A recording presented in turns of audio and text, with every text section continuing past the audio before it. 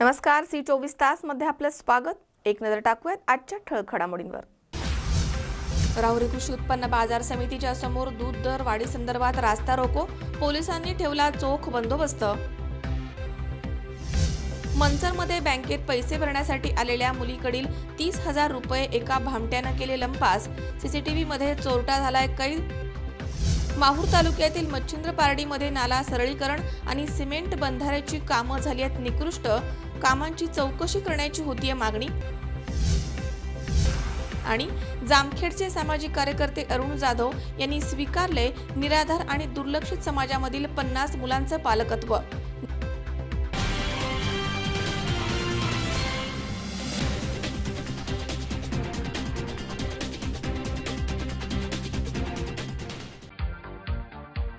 हव्या त्या आकार, स्वरूप, डिझाईन आणि फॅब्रिकद्वारे आम्ही पूर्ण करतो तुमच्या आवडीच्या फर्निचरचे स्वप्न।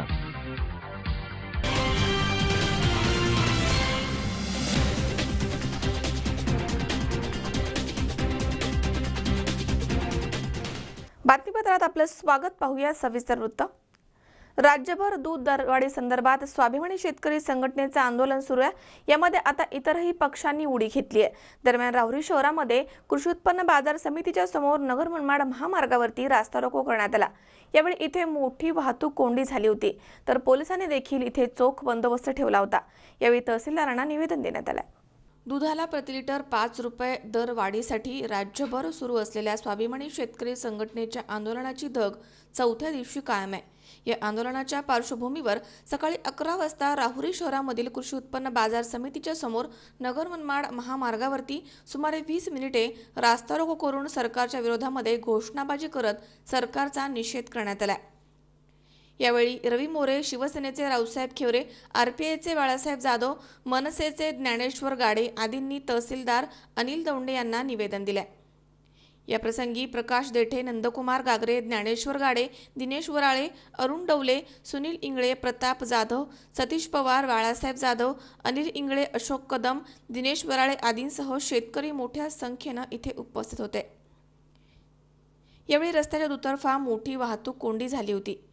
यावेळी पोलीस उपअधीक्षक सोमनाथ वागचोरे यांच्या मार्गदर्शनाखाली पोलीस निरीक्षक अविनाश शुळीमकर, सहाय्यक पोलीस निरीक्षक दिलीप राठोड, पोलीस उपनिरीक्षक सतीश शिरसाट, लक्ष्मण भोसले, अजय खंडागळे, शंकर रोकडे, अयूब शेख, गुलाब मोरे, अनिल पवार आदींसह राज्य राखीव दलाच्या 2 तुकड्या यांनी चोख बंदोबस्त ठेवला होता। गेल्या 4 वर्षात शेतकऱ्यावर या सरकारच्या काळात वेळोवेळी शेती मालाला भाव होण्यासाठी आंदोलन करायची वेळ आलेली आहे। आणि या सरकारने गेल्या 4 वर्षात शेतकऱ्याला कुठलाही गहू असन, ऊस असन, कपाशी असन, दूध असन याला भाव दिलेला नाही। या यांनी इतकी कडी केली का दुधाचे भाव यापूर्वी 28, 29, 30 रुपये असताना सुद्धा गेल्या आता भाव 15 रुपयेवर आणलेले आहेत आणि शेतकऱ्याला वेठीस धरलेलं आहे। कधी नव्हतं त्या काळात। या सरकारच्या काळात शेतकऱ्याला पूर्ण शेतकऱ्याला त्यांनी शेतकऱ्यांची फसवणूक केली आहे सरकारने। वास्तविक पाहता शेतकऱ्यांना भले मोठं आम्हीच दाखवून सत्तेवर आलेले सरकार आता हे शेतकरी या शेतकऱ्यांना विचार करण्याची वेळ आली की यांना या सरकारला सत्तेवर ठेवायचे आहे का नाही। तरी या सरकारने या दूध उत्पादकांचा ज्या 15 दिवसात शेतकऱ्याला कोणतेही 15 दिवसात पैसे मिळत नाहीत असा एकच धंदा आहे दुधाचा। आणि त्याच्यावर त्यांनी तातडीने विचार करून शेतकऱ्याला दूध दरवाढ दिली पाहिजे, अन्यथा शेतकरी तुमच्या विरोधात कायमच किंवा आंदोलन त्यांना उतरावं लागणार आणि त्याचे पुढील काळात या सरकारला भोगावे लागतील एवढं असे मला वाटते। तरी शेतकऱ्याची तातडीने सरकारने दखल घ्यावी असं मला वाटतं। ही एवढे बोलून माझे 2 शब्द संपवतो। मनोज साळवेसह सतीश फुलसौंदर, सी 24 तास, राहुरी। वाळवा तालुक्यातील वाटेगाव ते बेलवडे हा रस्ता गेल्या अनेक वर्षांपासून रखडला आहे। या रस्त्याची मोठी दुरावस्था झाली आहे। पावसाळ्यामध्ये येथील मुलांचे आणि नागरिकांचे त्यामुळे मोठे हाल होत आहेत। याच्या निषेधार्थ गावकऱ्यांनी चिखलामध्ये बसून आंदोलन केलंय। यामध्ये लहान मुलांसह ज्येष्ठ ग्रामस्थांनी देखील सहभाग नोंदवलाय। सांगली जिल्ह्यामधील वाळवा तालुक्यातील वाटेगाव ते बेलवडे दरम्यान या 4.5 किलोमीटरचा रस्ता गेले 70 वर्षांपासून रखडला आहे। रोडवरती पावसाळ्यामध्ये पाणी साचतं, त्यामुळे 500 लोकवस्ती असलेल्या या रस्त्यावरती मोठमोठे खड्डे पडले आहेत। त्यामध्ये पाणी आणि चिखल असल्यामुळे वस्तीवरील मुलांना वाहतूक करताना मोठी कसरत करावी लागते। त्यामुळे हा रस्ता लवकरात लवकर दुरुस्त करावा यासाठी महिलांसह नागरिकांनी चिखलामध्ये बसून आंदोलन केलंय। वर्षापासून या ठिकाणी अशाच अवस्थेमध्ये आहे। यामध्ये कुणीही रस्त्याचं नुसतं आश्वासन देत आहेत की आम्ही रस्ता करतो, इलेक्शन झाले की करतो, आचारसंहिता आहे, रस्ता मंजूर आहे, पण हा रस्ता आज अखेरपर्यंत झालेला नाही। गेल्या वर्षी माझ्या वडिलांचाही ह्या रस्त्यामुळेच मृत्यू झाला।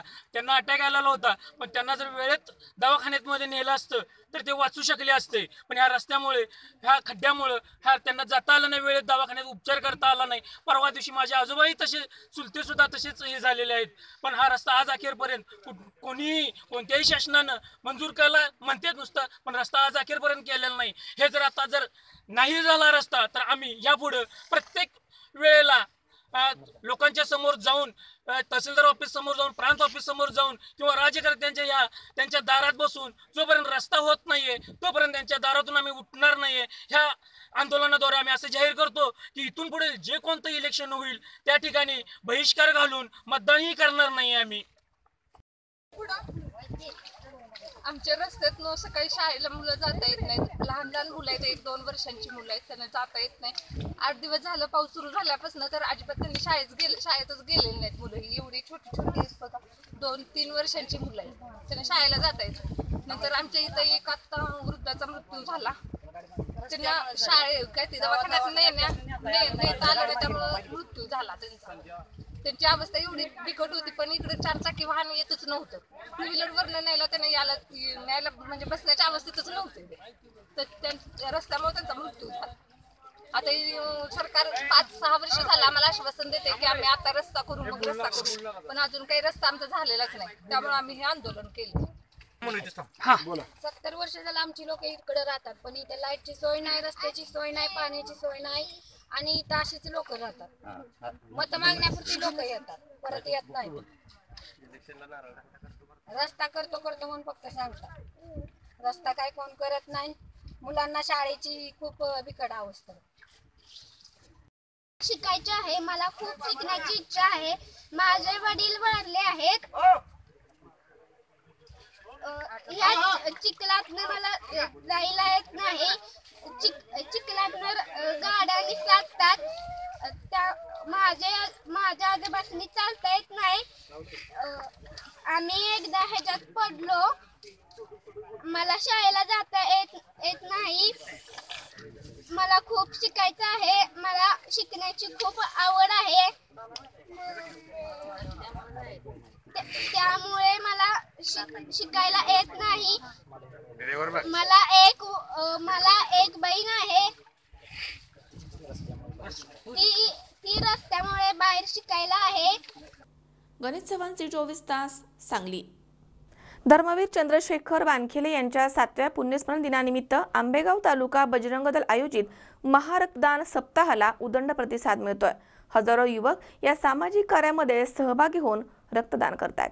बजरंग दल आंबेगाव तालुका विश्व हिंदू परिषद आयोजित धर्मवीर चंद्रशेखर वानखेले यांच्या 7व्या पुण्यस्मरण दिनानिमित्त महारक्तदान सप्ताह आंबेगाव तालुक्यासह खेड, जुन्नर, शिरूर या तालुक्यामध्ये संपन्न होतोय।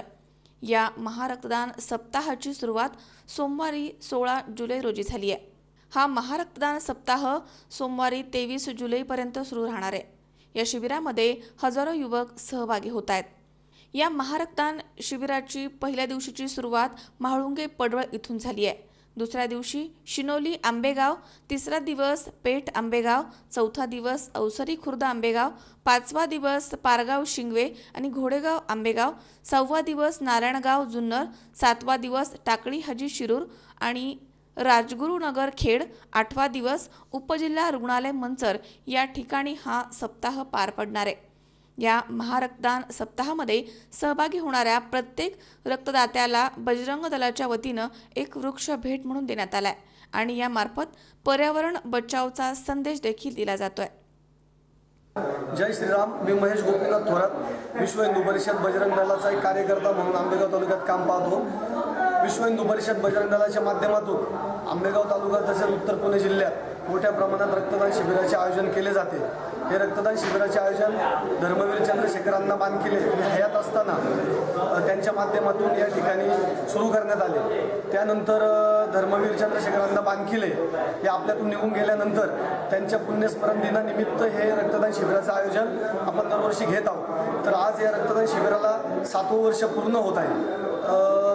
मनसर, शिनोली, घोडेगाव, नारायणगाव, खेड, शिंगवे, पारगाव, त्याच्यानंतर म्हाळुंगे, पडवळ, पेठ इत्यादी ठिकाणी हे रक्तदान शिबिराचे आयोजन मोठ्या प्रमाणात घेण्यात येत आहे. या रक्तदान शिबिरामध्ये हजारोंच्या संख्येने विश्व हिंदू परिषद बजरंग दलाचे कार्यकर्ते सहभाग घेतात, तसेच सामान्य नागरिकही सहभाग घेतात. यावर्षी आपण एक वेगळा उपक्रम म्हणून प्रत्येक रक्तदात्यास एक झाड या ठिकाणी भेट देत आहोत, जेणेकरून प्रत्येक रक्तदाता आपल्या घरापाशी किंवा योग्य त्या ठिकाणी त्या झाडाची लागवड करून कुठंतरी निसर्गाचं आपलं जे देणं आहे ते फेडण्याचा या ठिकाणी प्रयत्न करणार आहे. तसेच प्रत्येक रक्तदात्यास वर्षभरात जर कधी रक्ताची गरज भासली तर त्या प्रत्येक रक्तदात्यास एक रक्ताची पिशवी या ठिकाणी कधीही मोफत या पद्धतीने मिळणार आहे. तरी या रक्तदान शिबिरास आलेल्या सर्व रक्तदात्यांचे मी या ठिकाणी आभार व्यक्त करतो. तसेच यापुढे होणाऱ्या रक्तदानास प्रत्येक नागरिकांनी त्या ठिकाणी मोठ्या प्रमाणात सहभाग घ्यावा. विश्व हिंदू परिषद बजरंग दल आयोजित धर्मवीर चंद्रशेखर अण्णा बानखिले यांच्या 7व्या पुण्यस्मरणार्थ रक्तदान शिबिर आयोजित केलेलं आहे शिनवली या ठिकाणी. सप्ताहाचं आयोजन केलेलं आहे पूर्ण आंबेगाव तालुका, खेड, जुन्नर आणि शिरूर तालुका. त्या पद्धतीने आज आम्ही शिनवलीमध्ये रक्तदानाचं आयोजन करून आत्तापर्यंत चांगल्या रीतीने रक्तदानाचं आम्हाला प्रतिसाद चांगला मिळालेला आहे. आणि गेल्या वर्षापेक्षाही याही वर्षी याच्याही पुढे चांगल्या रीतीने आणि चांगल्या पद्धतीने जास्तीत जास्त रक्तदान आमच्याकडे होईल अशी आम्ही आशा बाळगतो.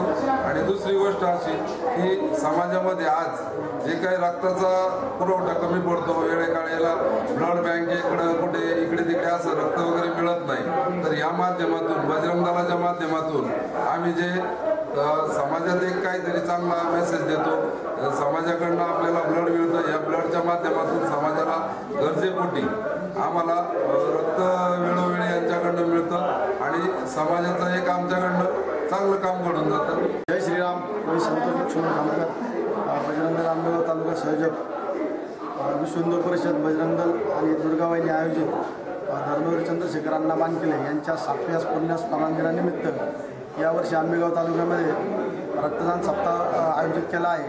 त्यामध्ये म्हाळुंगे, पडवळ, शिनवली, पेठ, घोडेगाव, पारगाव, शिंगवे, नारायणगाव, ओतूर आणि राजगुरुनगर या ठिकाणी 7 दिवस रक्तदान होत आहे. 23 तारखेला म्हणजे आषाढी एकादशीच्या दिवशी, ज्या दिवशी चंद्रशेखर अण्णा आम्हाला सोडून गेले, त्या दिवशी मनसरमध्ये सरकारी रुग्णालय या ठिकाणी रक्तदानाचा कार्यक्रम होत आहे. दरवर्षीप्रमाणे याही वर्षी सर्व नागरिकांनी किंवा बजरंग दलाच्या कार्यकर्त्यांनी उत्स्फूर्तपणे सहभाग दाखवला आहे. काल म्हाळुंगे, पडवळ या ठिकाणी रक्तदानाला सुरुवात झाली. सप्ताहाचा पहिला दिवस होता. पाऊस खूप असतानाही, दिवसभर पावसाचा जोर असतानाही बजरंग दलाच्या सर्व कार्यकर्त्यांनी आणि स्थानिक नागरिकांनी उत्स्फूर्त प्रतिसाद दाखवून 124 बॅग रक्तदान संकलित झालं.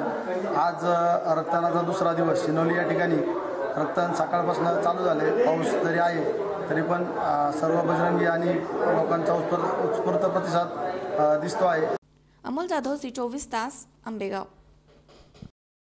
या ठिकाणी वेळ झाली छोट्याशा विश्रांतीची. अवघ्या काही क्षणात परत येतोय. तुम्ही पाहत रहा C24 तास, जगा वर्तमानात बिनधास्त.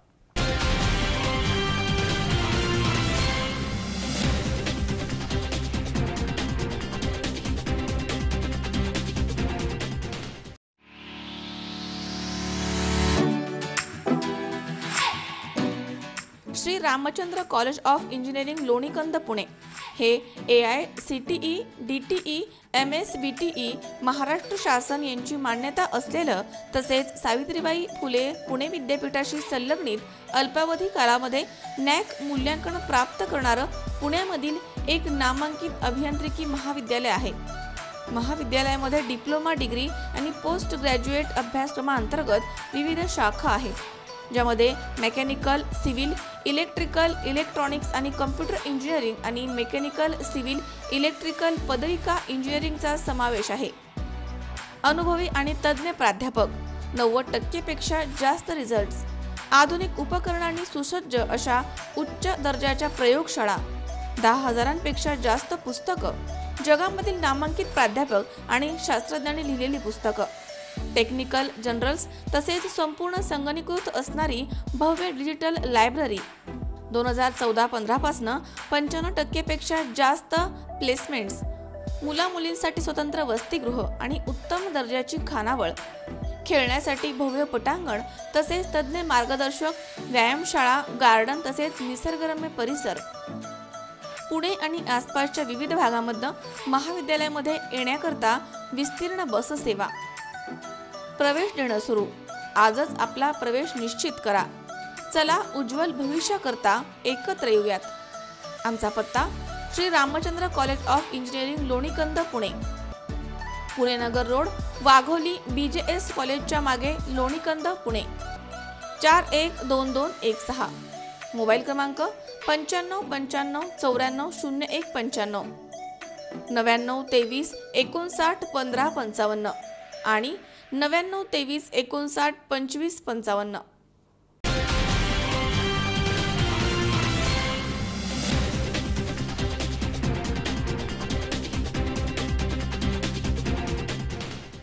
विश्रांतीनंतर बातमीपत्रात पुन्हा एकदा आपलं स्वागत. तुझे वडील माझे मित्र आहेत असं सांगून एका भामट्यानं बँकेमध्ये पैसे भरण्यासाठी आलेल्या मुलीकडील 30,000 रुपये लंपास केलेत. दरम्यान हा चोरटा CCTV मध्ये कैद झालाय, तर मंचरचे पोलीस आता त्याचा शोध घेत आहेत. आंबेगाव तालुक्यातील मंचर येथील साक्षी कॉम्प्युटरच्या संचालिका अरुणा लोंढे यांनी आपल्याकडे कामाला असणाऱ्या कोमल नावाच्या मुलीकडे HDFC बँकेमध्ये 30,000 रुपये भरण्यासाठी दिले होते. ती ते भरण्यासाठी गेली असता बँकेमध्ये 40 ते 45 वयोगटामधील व्यक्तीनं कोमलला विश्वासामध्ये घेतलं आणि म्हणाले की तुझे वडील माझे मित्र आहेत, मला त्यांना 40,000 रुपये द्यायचे आहेत असं सांगून त्यांचा मोबाईल नंबर घेऊन त्यावरती बोलण्याचा बहाणा केला. तुझ्या वडिलांशी माझं बोलणं झालं आहे, त्यांनी पैसे तुझ्याकडे द्यायला सांगितलेत आणि त्यामुळे तू समोरील बिल्डिंगमध्ये माझी 201 नंबरची रूम असून तिथे जाऊन माझी बायको सुनीता हिच्याकडनं पैसे घेऊन ये आणि ते तुझ्या वडिलांना दे असं त्यांनी सांगितलं. मला घाई आहे, तू पैसे घेऊन ये, तोपर्यंत तू आणलेले पैसे मी बँकेमध्ये भरतो असं म्हणत कोमलच्या हातामधील 30,000 रुपये आणि पासबुक त्यानं ताब्यात घेतलं. कोमल समोरील बिल्डिंगमध्ये गेली असता तिथे तिला कुठलीही महिला दिसली नाही, त्यामुळे ती घाबरली आणि बँकेमध्ये आली. त्यावेळी तेथील व्यक्ती हा पसार झाला होता. आपली फसवणूक झाली हे तिच्या लक्षात आलं. त्यावेळी कोमलनं बँकेच्या सुरक्षा रक्षकाला विचारलं असता तो व्यक्ती फक्त पासबुक देऊन गेला असं त्यानं सांगितलंय. कोमलनं लगेच अरुणा लोंढे यांना झालेली घटना सांगितली. या घटनेमधील चोरटा बँकेमधील CCTV कॅमेऱ्यामध्ये कैद झालाय. पोलिसांनी या चोरट्याच्या विरोधात गुन्हा दाखल केला आहे. दरम्यान CCTV फुटेजच्या आधारे चोरट्याचा शोध मंचरचे पोलीस घेत आहेत. परवा मी HDFC बँकेत कॅश भरायला गेले होते. लोंढे मॅडमनी, म्हणजे साक्षी कॉम्प्युटरच्या लोंढे मॅडम आहेत, त्यांनी मला कॅश दिली होती 30,000 रुपये HDFC बँकेत डिपॉझिट करायला. मी परवा बँकेत गेले, डिपॉझिट करायला लाईनमध्ये थांबले होते. तर ॲटलिस्ट माझा नंबर आलाच होता, पण पुढं तो म्हणजे सिक्युरिटी काका होते, ते बोलले 2 मिनिट थांब, तिथे पाठीमागच्या काकांना अगोदर भरू दे, कारण त्यांची स्लिप चुकली होती त्यामुळे त्यांना भरायला सांगितली. तर मी पाठीमागे आले, पण तोपर्यंत मी तिथे गेल्याच्यानंतर एक माणूस तिथं आला होता, म्हणजे पूर्ण प्रोफेशनलच होता. तर तो तिथं चेअरवर बसला होता. त्याने मला हाक मारून बोलवून घेतलं आणि मला बोलला की नाही का तुझं नाव काय, फक्त मला माझं नाव विचारलं. बाकीचे डिटेल्स तो माझ्या पप्पांचेच देत होता. तर तुमची अशी गाडी आहे, तुझ्या पप्पांचं नाव, म्हणजे माझ्या पप्पांचं नाव वगैरे त्याने सांगितलं. त्याच्यानंतर त्याने माझ्या पप्पांचा नंबर माझ्याकडून घेतला आणि माझ्यासमोर कॉल लावला की तुझी मुलगी भेटली आहे मला आणि तिच्याकडे मी 40,000 रुपये देतो आहे, पण आत्ता जस्ट माझ्याकडं नाही आहे, तिला घरी जाऊन आणायला सांगतो, म्हणजे बायकोकडून घ्यायला सांगतो. तर त्या कॉल झाल्यानंतर त्याने त्याच्या बायकोला लावला की नाही का, म्हणजे त्याच्या बायकोचं सुनीता होतं. तेव्हा बोललं हॅलो सुनीता, कोमल घरी येते, तिला कॅश दे, 40,000 रुपये कॅश दे. तर त्याने मला ते HDFC बँकेच्या दारातून ती समोरची ती समाधान हॉटेलच्या शेजारची बिल्डिंग आहे, तिच्याकडं हात करून दाखवलं का त्या बिल्डिंगमध्ये जा आणि 40,000 रुपये कॅश घेऊन ये. तर तोपर्यंत माझ्याकडे जी कॅश होती तो माझ्याकडेच होती. तर मी निघाले, बँकेतून बाहेर आले, सँडल घातले आणि छत्री घेऊन निघाले. खाली आले, जिना उतरून त्याने मागून आवाज दिला मला, कोमल थांब, तुझी कॅश मी भरतो. तर मी बोललो नाही, ही माझी कॅश नाही आहे. तर म्हटलं हा ठीक आहे ना, मग तू येऊपर्यंत मी भरतो. मी 2 वेळा नाही बोलले, पण तिसऱ्यांदा बोलला मला पण लवकर जायचं, तू लवकर ये. तोपर्यंत मग दोघांची पण कामं होती, मी कॅश भरून इथंच थांबतो असं बोलल्यानंतर मी त्याच्याकडे कॅश, पासबुक आणि ती रिसिप्ट, या 3 गोष्टी त्याच्याकडेच दिल्या. त्याच्यानंतर मी गेले, मी म्हणजे पूर्ण पटपट गेले तिकडं. ते समाधानच्या शेजारी गेले, त्याच्या बिल्डिंगपाशी असलेल्या त्या माणसाला विचारलं इथं 201 नंबरची रूम कुठे आहे, कारण मला त्यांनी सांगितलं होतं 201 रूम नंबरमधून जाऊन म्हणजे पैसे घेऊन ये म्हणून. मी तिथे गेल्यानंतर ते काका बोलले इथं रूम नंबर नाहीच आहे, म्हणजे बिल्डिंगला रूम नंबर जनरेट केलेला नाही. तर मग मी तिथून घाबरले मी, तर पटपट आले मागं. पण तोपर्यंत तो माणूस कॅश घेऊन गेला होता, पासबुक आणि रिसिप्ट फक्त त्या वॉचमॅनकडे देऊन गेला होता, म्हणजे सिक्युरिटी होतं त्याच्याकडे. आणि मग त्याच्यानंतर मी रिटर्न आल्यानंतर त्या काकांना विचारलं की तो माणूस कुठे आहे, तर तो बोलला तो फक्त पासबुक देऊन गेला आणि कॅश माझ्याकडे दिलेली नाही. मग त्याच्यावरून परत मी पप्पांना फोन केला, तर पप्पांना विचारलं तुम्हाला आत्ता कॉल आला होता, तो माणूस कुठं आहे त्याला विचारा कॉल करून. पप्पा बोलले आत्ता मला कोणाचाच कॉल आलेला नाही. त्याच्यानंतर मग मला समजलं तो कॅश घेऊन गेला. मी अरुणा प्रदीप लोंढे, साक्षी कम्प्युटरची संचालिका आहे. परवा 16 तारखेला असं झालं की माझ्या क्लासमधली जी कोमल कासार म्हणून एक मुलगी आहे, तिला मी डेली जे माझं कलेक्शन होतं क्लासचं त्याचं डिपॉझिटसाठी HDFC बँकेमध्ये पाठवलेलं होतं. त्यामध्ये तिथे ती गेल्यानंतर असं झालं की तिथे लाईनला उभी असताना तिथून एक पाठीमागून एक इसम आला आणि त्याने तिला तिच्या फॅमिली म्हणजे पप्पांची ओळख सांगून तिच्याशी थोडीशी ओळख वाढवली आणि थोडंसं बोलण्याच्या नादात तिला गुंतवून तिच्याकडचे जे 30,000 रुपये होते ते खूपशा चालाकीने म्हणजे काढून घेतले. सुरुवातीला तिला असं सांगितलं की तिचे वडील माझे मित्र आहेत आणि त्या वडिलांना 40,000 रुपये द्यायचेत, तर तू माझ्या घरी जा आणि घरून तेवढे 40,000 रुपये घेऊन ये. तर ती त्यांचं ऐकून तिला वाटलं की खरंच तिचे पप्पा फ्रेंड आहेत आणि त्यांचं ऐकून ती त्याप्रमाणे बँकेच्या बाहेर पडली. बाहेर पडल्या त्या माणूस तसाच तिच्या पाठीमागे निघून गेला आणि तिला म्हटला की तू इतका वेळ वाया घालवण्याच्या ऐवजी ते जे कॅश आहे तुझ्याकडे ती कॅश माझ्याकडे दे, मी डिपॉझिट करतो. तर ती सुरुवातीला तर नाही म्हणत होती, पण नंतर त्यांनी ऐकलं आणि त्यांनी तिच्या हातातलं कॅश आणि चेकबुक जे होतं तर त्या माणसाच्या हातात दिलं. त्या माणसाने काय केलं की बँकेत एंट्री केली आणि एंट्री केल्या कॅश खिशामध्ये भरली आणि हातातलं पासबुक जे होतं तिथे जो सिक्युरिटी गार्ड होता त्याच्या हातात दिलं आणि त्याला सांगितलं की ती मुलगी बाहेरून यायला थोडा वेळ लागेल, ते पासबुक व्हिजन म्हणून इथं ठेवतोय. आणि तसाच घाईघाईने निघून गेला. ती तिकडे गेल्यानंतर तिला असं समजलं की तिथे कोणीच नाही आहे पैसे देणारं आणि तिची फसवणूक झाली आहे की कोणी नसल्यामुळे. मग ती रिटर्न पुन्हा आली, तर रिटर्न आल्यानंतर हाही माणूस नव्हता. म्हणजे तिच्या तेव्हा लक्षात आलं की आपली कॅश ही गेलेली आहे. आणि त्यानंतर तिने मला कॉलबॅक केला की मॅडम माझ्याकडून एका माणसाने कॅश नेलेली आहे असं तसं. त्यानंतर मी बँकेत जाऊन मग चौकशी केल्यानंतर CCTV पाहिलं, तर ते CCTVमध्ये एक माणूस दिसला, त्याची प्रोसेस वगैरे दिसली आणि त्यानंतर आम्ही पोलीस कंप्लेंट केली. त्यानंतर प्रोसेस चालू झालेली आहे आता सध्या. स्वप्नील जाधव, C24 तास, मंचर. भारत देशाला आत्महत्यामुक्त करण्यासाठी लामाफेरा आंतरराष्ट्रीय संशोधन आणि प्रशिक्षण केंद्रानं पुढाकार घेऊन मोलाचं कार्य केलंय. आजपर्यंत 3,000 पेक्षा जास्त लोक त्यांच्या कार्यशाळेमधनं बरे झाले आहेत. भारतामधील पुण्यामध्ये हे सर्वात मोठं प्रथम ISO प्रमाणित केंद्र आहे. बऱ्याच स्वयंसेवी संस्था, संघटना भ्रष्टाचार मुक्त भारत, पोलिओ मुक्त, 100% साक्षरता इत्यादी अनेक विषयांवरती कार्यरत आहेत. परंतु यासोबतच आत्महत्यामुक्त भारत करण्यासाठी लामाफेरा आंतरराष्ट्रीय संशोधन आणि प्रशिक्षण केंद्र मोलाचं योगदान देत आहे. आत्महत्यामुक्त भारत ही एक सामाजिक मोहीम आहे आणि लामाफेरा आंतरराष्ट्रीय संशोधन आणि प्रशिक्षण केंद्रानं या कार्यासाठी पुढाकार घेतलाय. 2500 वर्षीय बुद्धिकारक उपचारांचे प्रशिक्षण केंद्र लामाफेरा आहे, जे की भारतामधील पुण्यातील सर्वात मोठे आणि प्रथम ISO प्रमाणित केंद्र आहे. केंद्राच्या आतापर्यंतच्या मेहनतीमधनं 3,000 पेक्षा जास्त लोक त्यांच्या या कार्यशाळेमधनं बरे झाले आहेत. पुणे, मुंबई, दिल्ली, हैदराबाद, कलकत्ता, राजस्थान, हरियाणा आणि बंगलोर सारख्या अनेक शहरांमध्ये इतरांना बरं करण्यासाठी आपल्या केंद्रामधनं 350+ लोक हे तंत्र शिकले आहेत. लामाफेरा इंटरनॅशनलनं लामाफेरा हिलिंगचा वापर करून राष्ट्र आत्महत्या मुक्त भारत बनवण्याची यंत्रणा विकसित केली आहे. त्यांनी भारतामधील सर्व शहरांमध्ये जनजागृती करण्याची ही जबाबदारी घेतली आहे की जेणेकरून आपण एक व्यवस्थित आणि सुखी समाधानी जीवन जगू शकणार आहोत. केंद्राचे संस्थापक डॉक्टर शैलेश शुक्ला यांनी भारतीय केंद्रीय आणि राज्य सरकारांना आवाहन केलंय की त्यांनी विद्यार्थ्यांना आत्मघाती मृत्यू टाळण्यासाठी 10वी पर्यंत खाजगी आणि सार्वजनिक शाळांकरता ध्यान अनिवार्य करावं. डॉक्टर सत्येंद्र शुक्ला फ्रॉम लामाफेरा इंटरनेशनल. आज का जो विषय काफ़ी गंभीर विषय है वो है सुसाइड के बारे में, आत्महत्या.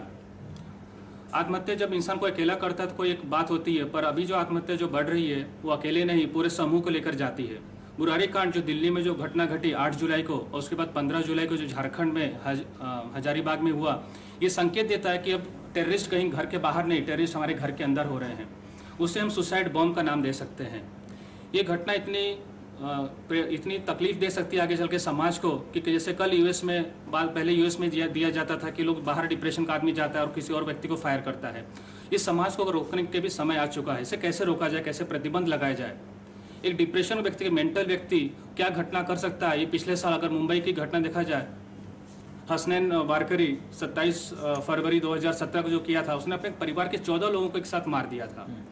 वो व्यक्ति अच्छे खासे मूड में था, वो व्यक्ति क्लर्क था, किसी जगह काम करता था. हम समझ नहीं सकते कि ये व्यक्ति आपके लिए कितना घातक सिद्ध हो सकता है. आपके ही परिवार में एक सुसाइड बॉम्ब पल रहा है, तो इसे कैसे रोका जाए. तो इसे रोकने के कई तरीके होते हैं. एक ऐसा चीज़ है जिसे अगर लाया जाए समाज में, जिसके ऊपर हम काम कर रहे हैं पिछले 3 साल से, और 3000 से ज़्यादा लोगों ने इसमें सफलता पाई है, और वो है कि आप इसमें लामाफेरा हीलिंग को जोड़ा जाए. यदि किसी व्यक्ति को लामाफेरा हीलिंग दिया जाए, उसके साथ अगर ध्यान किया जाए, तो व्यक्ति 100% सुसाइड के बाहर आ सकता है. सुसाइड की उसकी मेंटलिटी संपूर्ण रूप से खत्म हो सकती है. इसके कई उदाहरण हैं, क्योंकि उसके अंदर के ऊर्जा अनबैलेंस, उसके शरीर के पंचतत्व अनबैलेंस है. हम उसे बाहरी रूप से हमेशा दिखते आए हैं, देखना चाहिए उसके अंदर के रूप से कि अंदर कहाँ पे उसे तकलीफ हो रही है. यदि उस चीज़ को रोका जाए तो समाज एक स्थिर बन सकता है.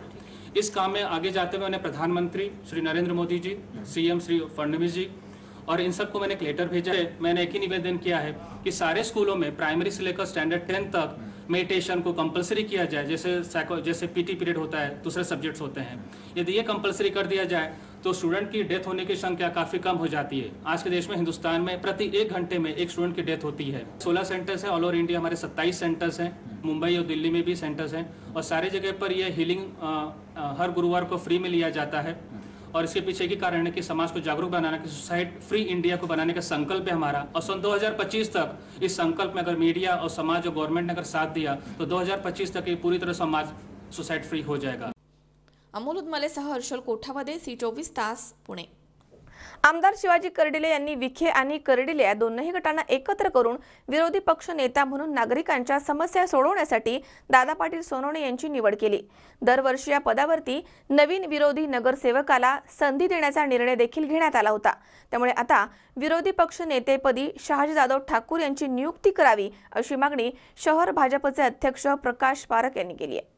राहुरी नगर परिषदेमध्ये विखे आणि कर्डिले गटाने विरोधी पक्षाची धुरा हाती घेतली आहे. नागरिकांच्या समस्या सोडवण्यासाठी विरोधी पक्ष नेतेपदी दादा सोनवणे यांची निवड आमदार कर्डिले यांनी केली होती, परंतु शब्दाप्रमाणे कालखंड बराचसा उलटल्यानं विरोधी पक्ष नेतेपदी शहाजी जाधव ठाकूर यांची नियुक्ती व्हावी अशी मागणी शहर भाजपचे प्रकाश पारख यांनी केली आहे.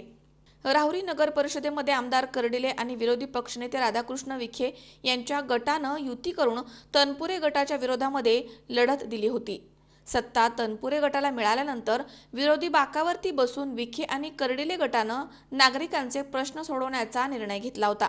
आमदार शिवाजी कर्डिले यांनी दोनही गटाला एकत्र करत विरोधी पक्ष नेता म्हणून सोनवणे यांची नियुक्ती करून दरवर्षी या पदावरती नवीन विरोधी नगरसेवकाला संधी देण्याचा निर्णय घेतला होता.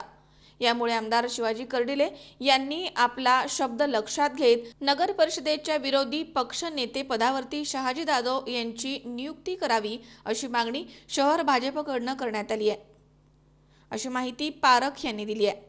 या मागणीमुळे सर्वांचंच लक्ष आता कर्डिले यांच्या भूमिकेकडे लागलंय. राहुरी नगरपालिकेमध्ये परिवर्तन आघाडीचे 6 नगरसेवक आज एक दिलाने काम करत असून त्यावेळेस राधाकृष्ण विखे पाटील व आमदार श्री शिवाजीराव कर्डिले पाटील यांनी दोघांनी मिळून विरोधी पक्ष नेतेपदी शिवाजी पाटील दादा पाटील सोनवणे यांना विरोधी पक्ष नेते देण्यात आलं, परंतु त्या टायमाला भारतीय जनता पार्टीची मागणी असताना शहाजी ठाकूर यांना विरोधी पक्ष नेते पद द्यावे अशी भारतीय जनता पार्टीची मागणी असताना सुद्धा दोघांच्या विचाराने प्रत्येक वर्षी प्रत्येक नगरसेवकाला विरोधी पक्षनेते पद देण्यात येईल अशी भूमिका राधाकृष्ण विखे पाटील व शिवाजीराव कर्डिले पाटील यांनी घेतलेली असल्या कारणामुळे सुरुवातीला पहिलं वर्ष माननीय दादा पाटील सोनवणे यांना देण्यात आलं व पुढील वर्षी माननीय शहाजी पाटील ठाकूर नगरसेवक यांना देण्यात येईल असं दोघांच्या संमतीने ठरवण्यात आलेले असताना अद्यापपर्यंत राहुरी नगरपालिका विरोधी पक्षनेतेपदी कुठल्याही प्रकारची हालचालसुद्धा झालेली नसून कुठल्याही प्रकारचं नेते मंडळीकडनं अद्यापपर्यंत नगरसेवकांना त्याची माहिती देण्यात आलेली नसून माननीय शहाजी ठाकूर यांनी राहुरी नगरपालिकामध्ये कामाचा लेखाजोखा पाहता त्यांना विरोधी पक्षनेते पद त्यांना देण्यात यावे अशी मागणी भारतीय जनता पार्टी परिवर्तन आघाडीच्या वतीने राहुरी नगरपालिकेवर लवकरात लवकर शहाजी ठाकूर यांची नियुक्ती करण्यात यावी अशी वरिष्ठांकडे मागणी करण्यात आलेली आहे. मनोज साळवेसह सतीश फुलसौंदर, सी24 तास, राहुरी. या ठिकाणी पुन्हा एकदा वेळ झाली छोट्याशा विश्रांतीची. अवघ्या काही क्षणात परत येतोय. तुम्ही पाहत राहा सी24 तास, जगा वर्तमानात बिनधास्त.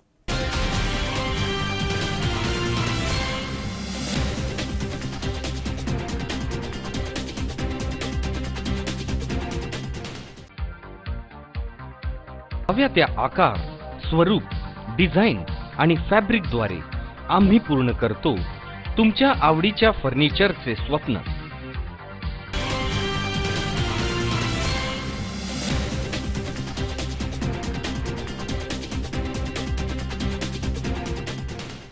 विश्रांतीनंतर बातमीपत्रात पुन्हा एकदा आपलं स्वागत.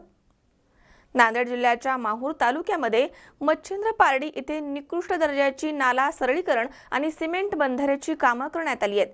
ती निसर्गराजाच्या कृपेनं नुकतीच उघडकीस आली आहेत. दरम्यान या कामांची चौकशी करावी आणि संबंधांवरती कारवाई करावी अशी मागणी आता करण्यात येते. नांदेड जिल्ह्याच्या माहूर तालुक्यामध्ये अनेक गावांमध्ये नाला सरळीकरण आणि सिमेंट बंधारे कामं करण्यात आली आहेत. यंदा वरुण राजा माहूर तालुक्यावरती मेहरबान झालाय. त्यामुळे इथे झालेली निकृष्ट दर्जाची कामं आणि कामामधील फोलपणा निसर्गराजाच्या कृपेनं उघडकीस आलाय. तालुक्यातील मच्छिंद्र पारडी इथे गेल्या 2 महिन्यांपूर्वी नाला सरळीकरण आणि सिमेंट बंधाऱ्याचं निकृष्ट काम झालं आहे अशी तक्रार मच्छिंद्र पारडीचे पोलीस पाटील अरुण हिरासिंग पवार यांनी माहूर तहसीलदारांना दिली आहे. यापूर्वी सुद्धा अशाच आशयाची तक्रार 30 मे 2018 रोजी जिल्हाधिकारी नांदेड यांना देण्यात आली आहे.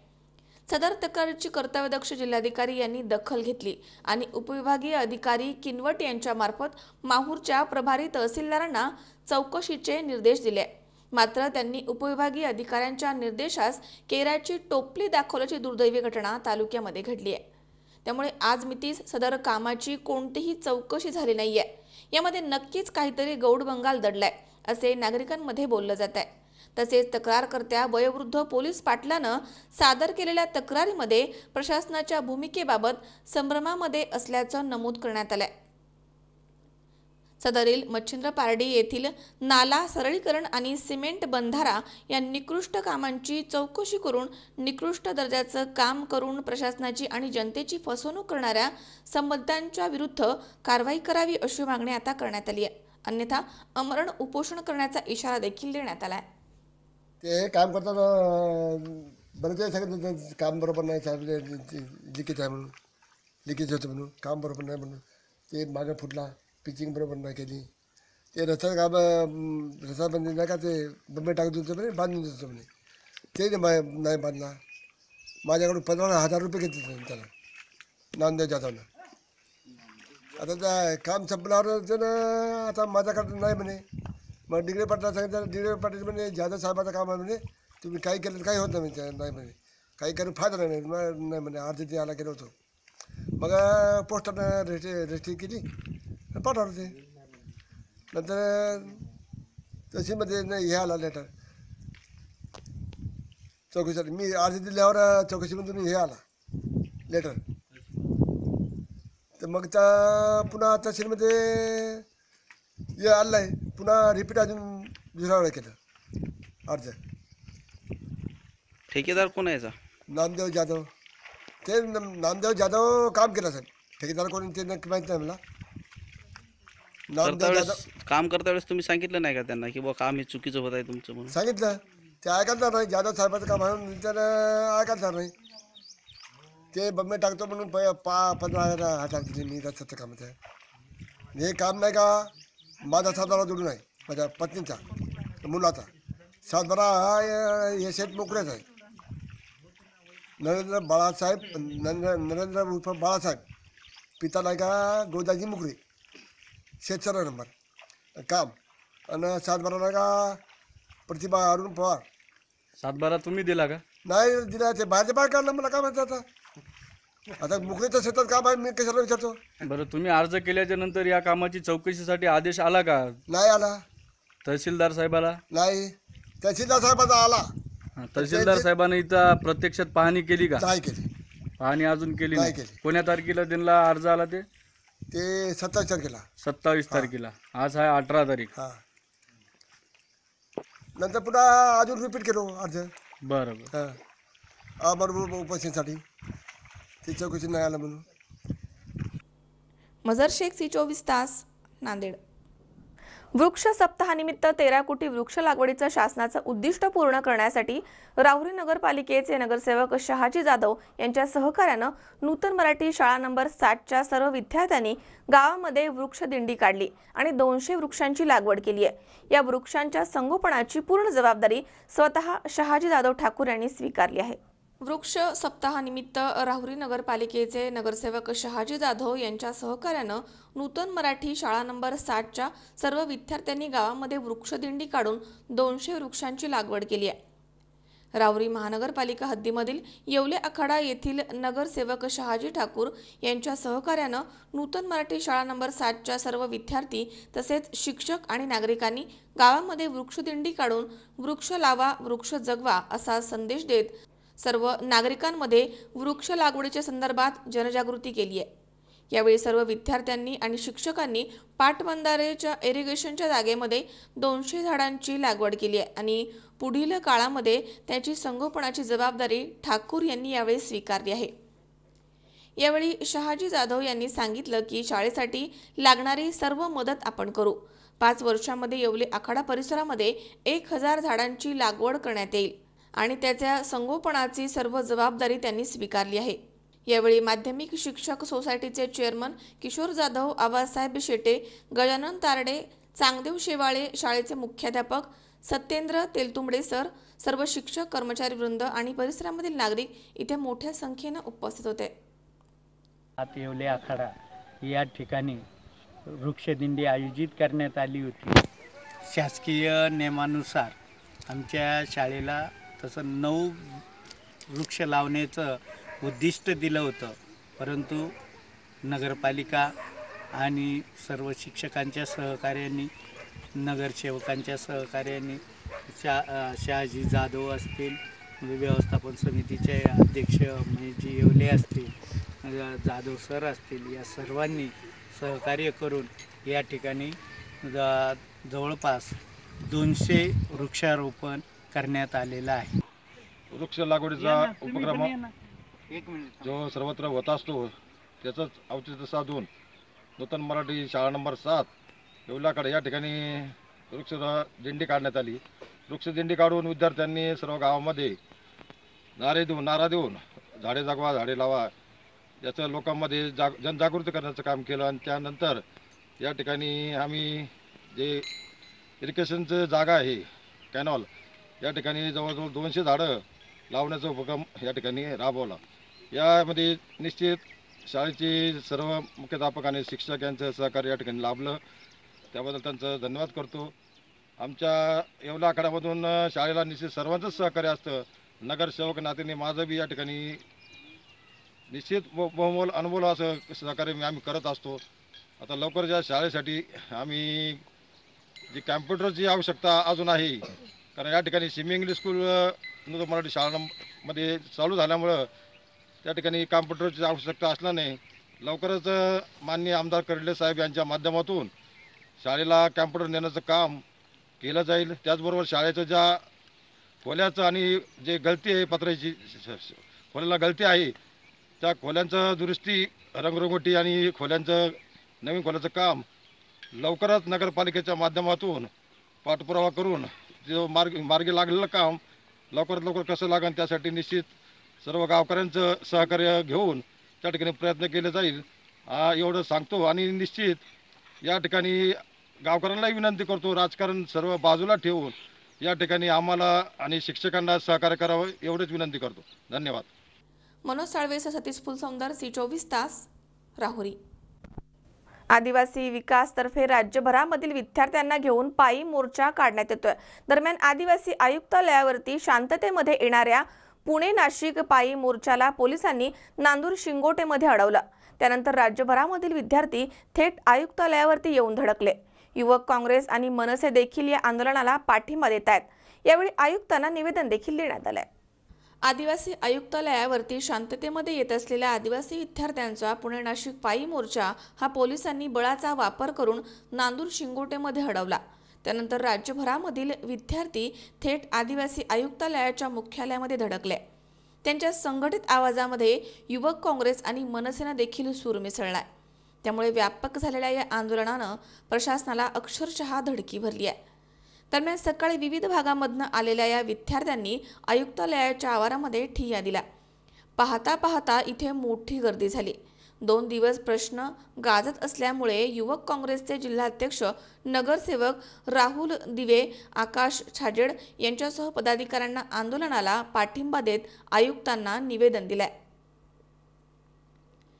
चर्चा करण्यात आली. त्यानंतर मनसे विद्यार्थी आघाडीचे दीपक चव्हाण यांनीही पाठिंबा देत निवेदन दिलंय.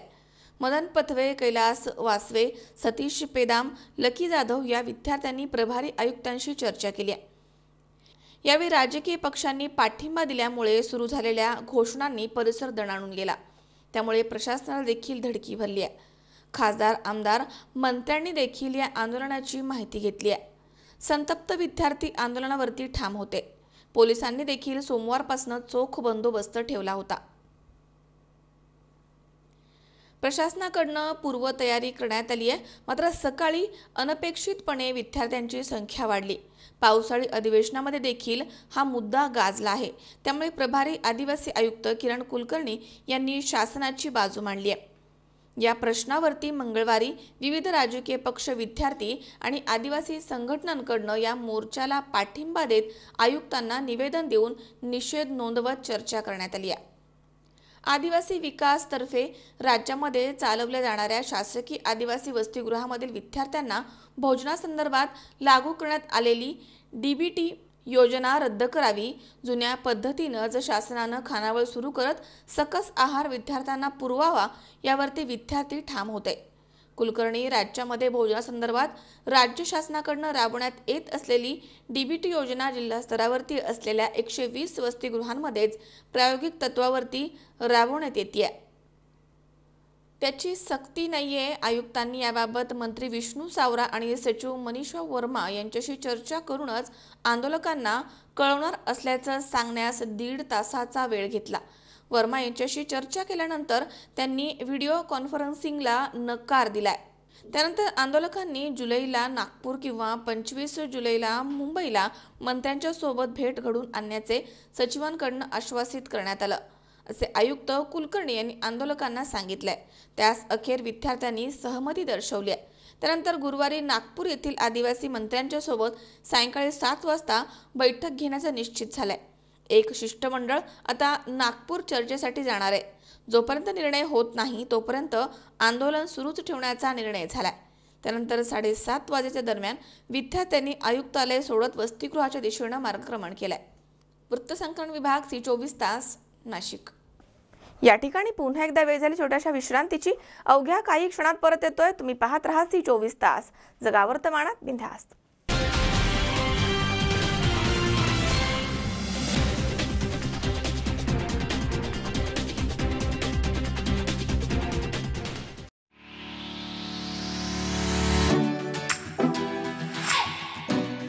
Shri Ramchandra college of engineering Lonikand Pune हे AICTE DTE MSBTE महाराष्ट्र शासन यांची मान्यता असलेलं तसेच सावित्रीबाई फुले पुणे विद्यापीठाशी संलग्नित अल्पावधी काळामध्ये NAC मूल्यांकन प्राप्त करणारं पुण्यामधील एक नामांकित अभियांत्रिकी महाविद्यालय आहे. महाविद्यालयामध्ये डिप्लोमा डिग्री आणि पोस्ट ग्रॅज्युएट अभ्यासक्रमांतर्गत विविध शाखा आहेत, ज्यामध्ये मेकॅनिकल, सिव्हिल, इलेक्ट्रिकल, इलेक्ट्रॉनिक्स आणि कम्प्युटर इंजिनिअरिंग आणि मेकॅनिकल, सिव्हिल, इलेक्ट्रिकल पदविका इंजिनिअरिंगचा समावेश आहे. अनुभवी आणि तज्ज्ञ प्राध्यापक, 90% पेक्षा जास्त रिझल्ट्स, आधुनिक उपकरणांनी सुसज्ज अशा उच्च दर्जाच्या प्रयोगशाळा, 10,000पेक्षा जास्त पुस्तकं, जगामधील नामांकित प्राध्यापक आणि शास्त्रज्ञांनी लिहिलेली पुस्तकं, टेक्निकल जर्नल्स तसेच संपूर्ण संगणकीकृत असणारी भव्य डिजिटल लायब्ररी, 2014-15 पासून 95% पेक्षा जास्त प्लेसमेंट्स, मुला-मुलींसाठी स्वतंत्र वसतिगृह आणि उत्तम दर्जाची खानावळ, खेळण्यासाठी भव्य पटांगण तसेच तज्ज्ञ मार्गदर्शक, व्यायामशाळा, गार्डन तसेच निसर्गरम्य परिसर. पुणे आणि आसपासच्या विविध भागांमधून महाविद्यालयामध्ये येण्याकरता विस्तीर्ण बस सेवा. प्रवेश देणं सुरू. आजच आपला प्रवेश निश्चित करा. चला उज्ज्वल भविष्याकरता एकत्र येऊयात. आमचा पत्ता Shri Ramchandra college of engineering Lonikand Pune, Pune Nagar road, Wagholi, BJS कॉलेजच्या मागे, लोणीकंद पुणे, 412216. मोबाईल क्रमांक 9555 94 01 95, 99 23 59 15 55 आणि 99 23 59 25 55.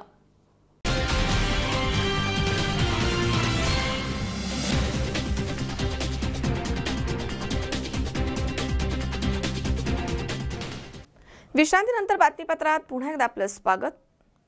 अनाथ, निराधार, ऊसतोड मजूर, वीटभट्टी कामगार, आदिवासी अशा दुर्लक्षित समाजामधील मुलांना शिक्षण घेता यावं, त्यांना चांगलं जीवन जगता यावं यासाठी अहमदनगर जिल्ह्यामधील सामाजिक कार्यकर्ते अरुण जाधव यांनी अशा 50 मुलांचं पालकत्व स्वीकारलं आहे. त्यांनी जामखेड शहरामध्ये निवारा बालगृह प्रकल्प सुरू केला. यामध्ये या मुलांचा सर्व खर्च अरुण जाधव हे स्वतः करतात.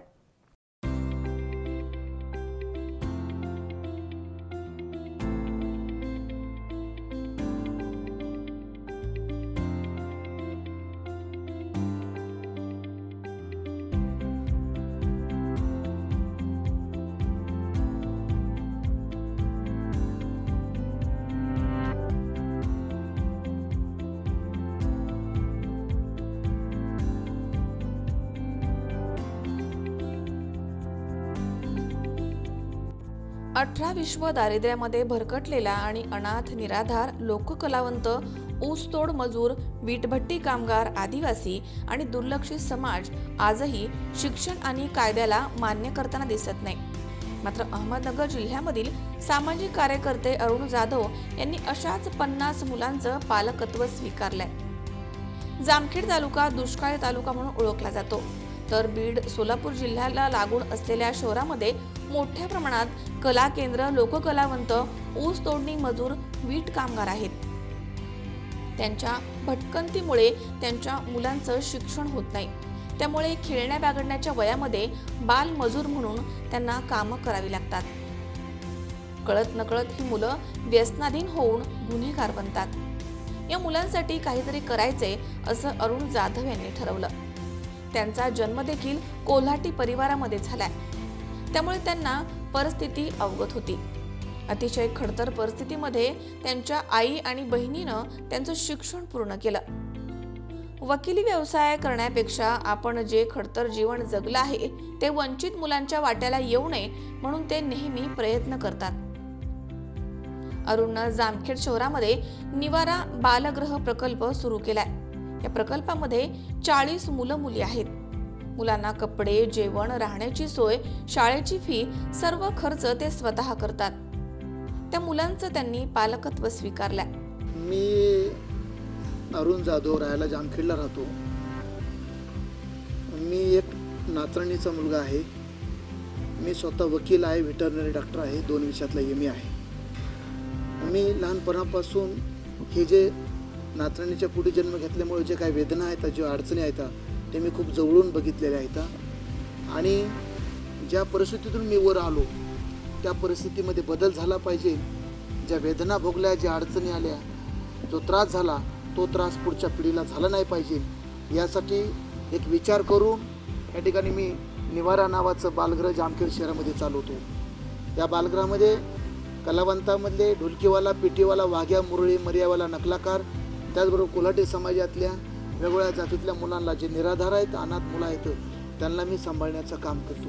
गेली 4 वर्षापासून हे बालगृह चालू केलेले आता 40 मुलं त्या ठिकाणी मी सांभाळतोय.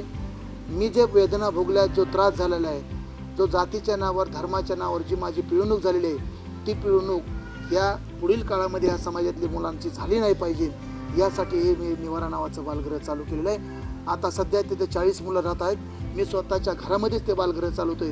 लोकवर्गणी गोळा करून मिळेल त्या लोकांकडून मदत घेऊन, या कलावंत महिलांकडून, नाचणी महिलांकडून मदत गोळा करून या ठिकाणी 40 मुलांचं त्या ठिकाणी पालनपोषण करतो.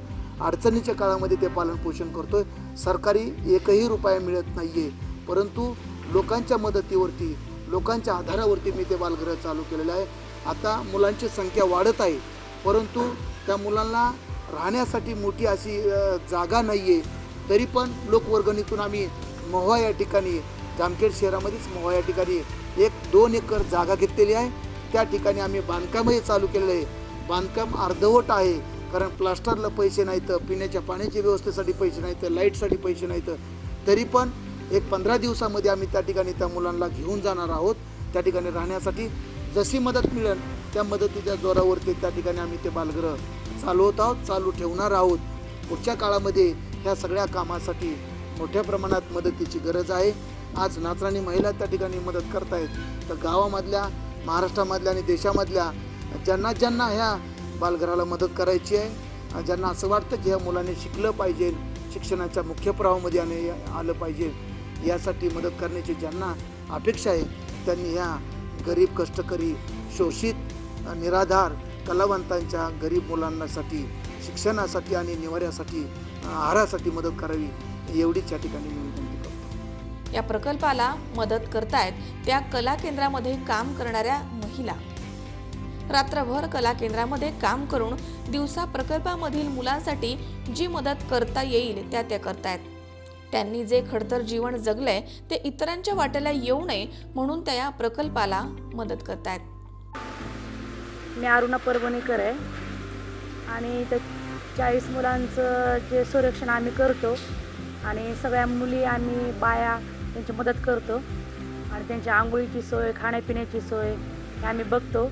आणि जे आमचे हाल झालेत तसे पुढल्या मुलाचे होऊ नये, त्यांनी शिक्षण करावे, नोकरी लागावी, त्याच्यामध्ये आम्हाला खूप खूप आनंद आहे.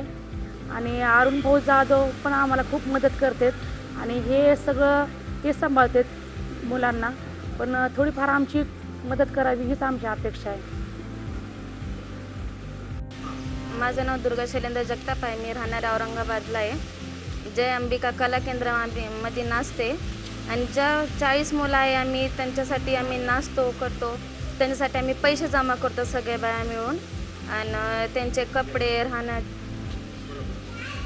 त्यांचे राहण्याची व्यवस्था, त्यांना कपडे, लत्ते, जेवण आणि ह्या सगळ्या प्रकारचे म्हणजे त्यांना सुविधा करणं आम्ही करतो त्यांना सगळे मिळून. तर जे आमची परिस्थिती आहे समजा ते त्यांना नाही व्हायला पाहिजे असं आमचं म्हणणं आहे. जे आम्ही करतो ते त्यांनी करायला नाही पाहिजे. जसं आमचं जीवन आहे तसं त्यांचं जीवन नाही राहायला पाहिजे. माझं नाव आहे पूजा विजयकुमार मुसे. आम्ही नाचकाम करतो. जे पैसे भेटतात आम्हाला त्या पैशातून आमच्या खर्च पाणी करून जे काय उरतं थोडंफार आम्ही अनाथ मुलांना देतो. त्यातून आम्हाला खूप समाधान होतं, मनाला खुशी वाटते. असं वाटतं आम्हाला की जे आम्ही नाचतो हे करतो हे आमच्या म्हणजे नंतर जे मुलं असतात त्यांना असं ह्या गोष्टी परत होऊ नये, की ह्या क्षेत्रात ते येऊ नये. काही का होईना ते आमची जरी मोठी अपेक्षा असली तरी पण कमीत कमी त्यांनी शिकून थोडंसं मोठं व्हावं, आमची ही अपेक्षा आहे. शाहीद शेख, C24 तास, अहमदनगर. पुन्हा एकदा पाहूयात काही ठळक घडामोडी. राहुरी कृषी उत्पन्न बाजार समितीच्या समोर दूध दर वाढी संदर्भात रास्ता रोको, पोलिसांनी ठेवला चोख बंदोबस्त. मनसरमध्ये बँकेत पैसे भरण्यासाठी आलेल्या मुलीकडील 30,000 रुपये एका भामट्यानं केले लंपास, CCTV मध्ये चोरटा झालाय कैद. माहूर तालुक्यातील मच्छिंद्र पारडीमध्ये नाला सरळीकरण आणि सिमेंट बंधाऱ्याची कामं झाली आहेत निकृष्ट, कामांची चौकशी करण्याची होतीये मागणी. आणि जामखेडचे सामाजिक कार्यकर्ते अरुण जाधव यांनी स्वीकारले निराधार आणि दुर्लक्षित समाजामधील 50 मुलांचं पालकत्व.